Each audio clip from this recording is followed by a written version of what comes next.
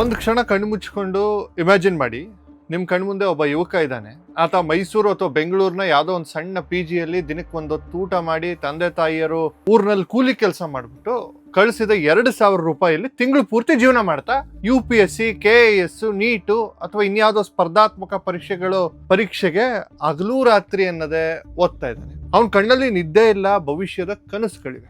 ಅವನ ತಲೆಯೊಳಗಿರೋದು ಒಂದೇ ಗುರಿ, ಹೇಗಾದ್ರೂ ಮಾಡಿ ಒಂದು ಒಳ್ಳೆ ರ್ಯಾಂಕ್ ತೆಗೆದುಕೊಂಡು ತನ್ನ ಕುಟುಂಬದ ಬಡತನವನ್ನ ಓಡಿಸಬೇಕು ಅನ್ನೋದು. ವರ್ಷಾನುಗಟ್ಲೆ ಕಷ್ಟಪಟ್ಟು ಓದ್ತಾನೆ, ಫಲಿತಾಂಶಕ್ಕಾಗಿ ಕಾಯ್ತಾನೆ. ಫಲಿತಾಂಶದ ದಿನ ಬರುತ್ತೆ, ಆತ 95% ಅಂಕವನ್ನ ಪಡಿತಾನೆ. ಅವನು ಖುಷಿಯೋ ಖುಷಿ. ತನ್ನ ಅಪ್ಪನಿಗೋ ಅಮ್ಮನಿಗೋ ಫೋನ್ ಮಾಡ್ಬಿಟ್ಟು ಅಳ್ತಾನೆ, ಅಪ್ಪ ನಾನು 95% ತಗೊಂಡೆ, ಅಮ್ಮ ನಾನು 98% ತಗೊಂಡೆ ಅಂತ. ಆದ್ರೆ ನೆಕ್ಸ್ಟ್ ಡೇ ಸೀಟ್ ಅಲಾಟ್ಮೆಂಟ್ ಅಥವಾ ಈ ಜಾಬ್ ಲಿಸ್ಟ್ ಬಂದಾಗ ಅವನ ಹೆಸರು ಮಾತ್ರ ಇರಲ್ಲ. ಬದಲಿಗೆ ಕೇವಲ 40-50% ಮಾರ್ಕ್ಸ್ ತಗೊಂಡಿರ್ತಾನಲ್ಲ, ಅವನು ದುಬಾರಿ ಕಾರ್ನಲ್ಲಿ ಓಡಾಡುವ, ಲಕ್ಷಾಂತರ ರೂಪಾಯಿ ಆಸ್ತಿ ಇರುವ ಮತ್ತೊಬ್ಬನಿಗೆ ಆ ಸೀಟು ಅಥವಾ ಕೆಲಸ ಸಿಕ್ಕಿರುತ್ತೆ. ಇದು ಕತೆ ನಾನು ಹೇಳ್ತಾ ಇಲ್ಲ, ಇದು ದೇಶದಲ್ಲಿ ಪ್ರತಿದಿನದ ವಾಸ್ತವವನ್ನ ನಿಮ್ಗೆ ಹೇಳ್ತಾ ಇದ್ದೀನಿ. ಇದು ನಮ್ಮ ವ್ಯವಸ್ಥೆ. ಲಕ್ಷಾಂತರ ಪ್ರತಿಭಾವಂತ ಯುವ ಜನರ ಮುಖಕ್ಕೆ ಒಡೆಯುತ್ತಿರುವ ದೈನಂದಿನ ಕಪಾಲ ಮೋಕ್ಷ. ಯಾಕೀಗಾಗ್ತಾ ಇದೆ?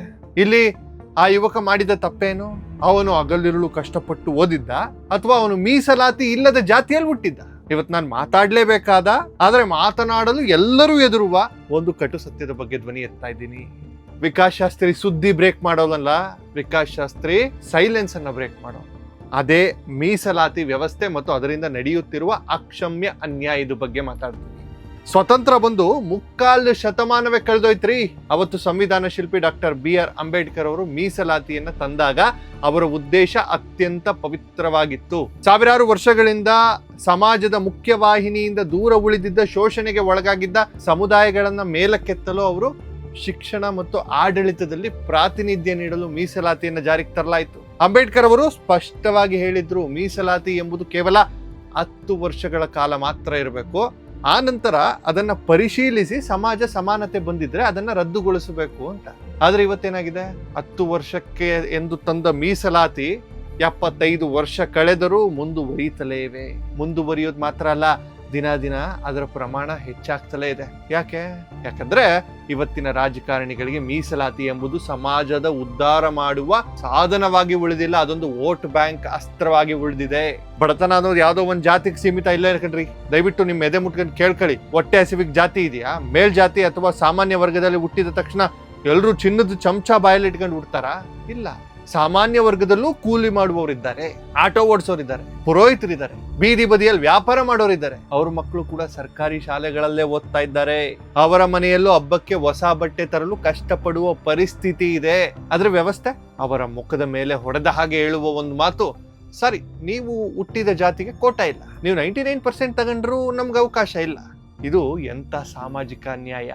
ಇನ್ನೊಂದ್ ಕಡೆ ಮೀಸಲಾತಿ ಪಡೆಯುತ್ತಿರುವ ವರ್ಗಗಳಲ್ಲಿ ನಿಜವಾಗ್ಲೂ ಬಡವರಿದ್ದಾರಲ್ಲ, ಹಳ್ಳಿಗಳಲ್ಲಿ ಇಂದಿಗೂ ಮೂಲ ಸೌಕರ್ಯಗಳಲ್ಲದೆ ಓದಾಡ್ತಾ ಇದ್ದಾರೆ. ಅವರಿಗೆ ಮೀಸಲಾತಿಯ ಲಾಭ ಸಿಗ್ತಾ ಇದೆಯಾ? ಇಲ್ಲ. ಮೀಸಲಾತಿಯ ಲಾಭವನ್ನ ಯಾರು ಪಡಿತಾ ಇದ್ದಾರೆ ಅಂದ್ರೆ, ಅದೇ ವರ್ಗದಲ್ಲಿ ಈಗಾಗಲೇ ಮೀಸಲಾತಿ ಪಡೆದು IAS, IPS ಅದ್ದವರು, ದೊಡ್ಡ ದೊಡ್ಡ ಹುದ್ದೆಗಳಲ್ಲಿದ್ದವರು, ಮಂತ್ರಿಗಳು, ಕೋಟ್ಯಾಧಿಪತಿಗಳು, ಅವ್ರ ಮಕ್ಕಳೇ ಮತ್ತೆ ಮೀಸಲಾತಿ ಲಾಭ ಪಡಿತಾ ಇದ್ದಾರೆ. ತಲೆಮಾರುಗಳ ಕಾಲ ಒಂದೇ ಕುಟುಂಬ ಮೀಸಲಾತಿಯನ್ನ ಅನುಭವಿಸ್ತಾ ಇದೆ. ಆ ವರ್ಗದ ಕಟ್ಟ ಕಡೆಯ ಬಡವ ಇಂದಿಗೂ ಅದೇ ಗುಡಿಸಿನಲ್ಲಿ ಕಣ್ಣೀರಾಗ್ತಾ ಇದ್ದಾನೆ. ಅಂದ್ರೆ ಮೀಸಲಾತಿ ಎಂಬುದು ಈಗ ಕೇವಲ ಶ್ರೀಮಂತರ ಮತ್ತು ಪ್ರಭಾವಿಗಳ ಸ್ವತ್ತಾಗಿದೆ.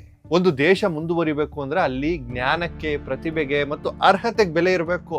ನೀವು ಆಸ್ಪತ್ರೆಗೆ ಹೋದಾಗ ಆಪರೇಷನ್ ಮಾಡುವ ಡಾಕ್ಟರ್ ಯಾವ ಜಾತಿ ಅಂತ ಕೇಳ್ತಾರ? ಇಲ್ಲ.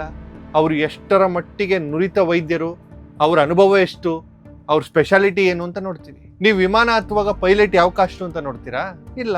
ಸೇತುವೆ ಮೇಲೆ ಓಡಿಸುವಾಗ ಅವನು ಕಟ್ಟಿದ ಇಂಜಿನಿಯರ್ ಕಾಸ್ಟ್ ಏನು ಅಂತ ನಿಮ್ಗೆ ಗೊತ್ತಾ? ನಮ್ಮ ಜೀವನದ ಪ್ರಶ್ನೆ ಬಂದಾಗ ನಮ್ಗೆ ಅತ್ಯುತ್ತಮವಾದದ್ದು ಬೇಕು, ಪ್ರತಿಭೆಯೇ ಬೇಕು.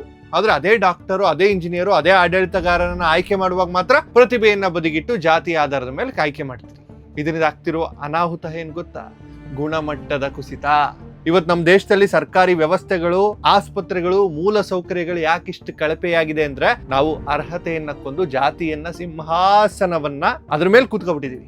ಇತ್ತೀಚೆಗೆ ಮಳೆಯಾದಾಗ ನಮ್ಮ ನಗರಗಳಲ್ಲಿ ರಸ್ತೆಗಳು, ಅಂಡರ್ ಪಾಸ್ಗಳು ಹೇಗ್ ಮುಳುಗಿದ್ವು, ವ್ಯವಸ್ಥೆ ಹೇಗ್ ಕುಸಿತು, ನಾವೆಲ್ಲ ಕಣ್ಣಾರೆ ಕಂಡಿದ್ದೀವಲ್ವಾ. ಅರ್ಹತೆ ಇಲ್ಲದವರ ಕೈಗೆ ಜವಾಬ್ದಾರಿ ಹೋದ್ರೆ ಆಗುವ ದುರಂತ ಇದು. ಇಂದು ನಮ್ಮ ದೇಶದ ಅದೆಷ್ಟೋ ಯುವಕರು ಅಮೆರಿಕ, ಲಂಡನ್, ಯುರೋಪ್ ದೇಶಗಳಿಗೆ ವಲಸೆ ಹೋಗ್ತಾ ಇದ್ದಾರೆ. ನಮ್ಮ ಪ್ರತಿಭಾ ಪಲಾಯನ ಅಥವಾ ಬ್ರೈನ್ ಡ್ರೈನ್ ಆಗ್ತಿದೆ ಅಂತ ನಾವು ಭಾಷಣ ಮಾಡ್ತೀವಿ, ಆದ್ರೆ ಅವ್ರು ಯಾಕೆ ಹೋಗ್ತಿದ್ದಾರೆ ಅಂತ ಯಾವತ್ತಾದ್ರೂ ಯೋಚನೆ ಮಾಡಿದೀವ?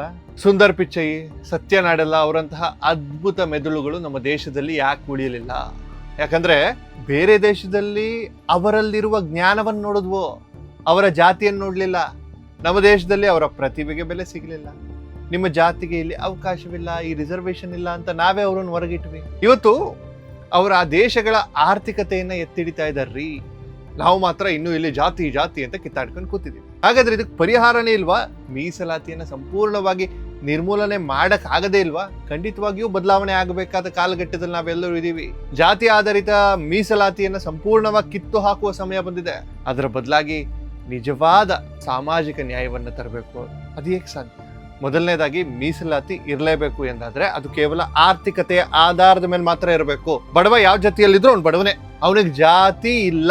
ಸರ್ಕಾರ ಒಂದು ನಿಯಮ ತರಲಿ, ವಾರ್ಷಿಕ ಆದಾಯ 5 ಲಕ್ಷಕ್ಕಿಂತ ಕಡಿಮೆ ಇರುವ ಪ್ರತಿಯೊಂದು ಕುಟುಂಬ ಮಕ್ಕಳಿಗೂ ಅವರು ಯಾವುದೇ ಜಾತಿಯಾಗಿರಲಿ ಅವರಿಗೆ ಶಿಕ್ಷಣ ಮತ್ತು ಉದ್ಯೋಗದಲ್ಲಿ ಸಮಾನ ಅವಕಾಶ ಮತ್ತು ಮೀಸಲಾತಿ ಸಿಗಬೇಕು. ಆಗ ಮಾತ್ರ ನಿಜವಾದ ಬಡವನಿಗೆ ನ್ಯಾಯ ಸಿಗುತ್ತೆ. ಎರಡನೇದಾಗಿ ಮೀಸಲಾತಿಯನ್ನು ಹಂಚುವ ಬದಲು ಸರ್ಕಾರ ಮೂಲ ಸೌಕರ್ಯಗಳನ್ನ ಹೆಚ್ಚಿಸಲಿ. ಇವತ್ತು 100 ಸೀಟ್ಗಳಿಗೆ 10,000 ಜನ ಒದ್ದಾಡ್ತಾ ಇದ್ದಾರೆ.